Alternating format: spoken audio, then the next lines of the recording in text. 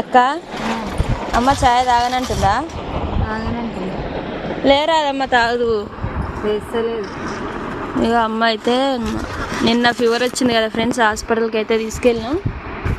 ఆ టాబ్లెట్ వేసినంత వరకే జ్వరం అయితే తగ్గుతుంది, మళ్ళీ వస్తుంది. నైట్ అయితే 4 గంటలకు లేచి అయితే టాబ్లెట్ వేసినాం. ఇగో కొద్దిసేపు పడుకుంటుంది, కొద్దిసేపు లేస్తుంది. పాన శాతం అయితే లేదంట మొత్తం అయితే.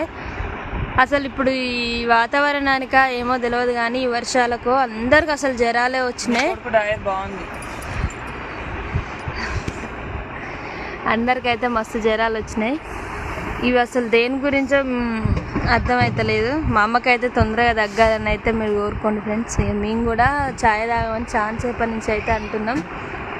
ఇక వేస్తలేదు, తాగకపోతే ఎట్లుంటుంది, ఏదో ఒకటి తాగాలి.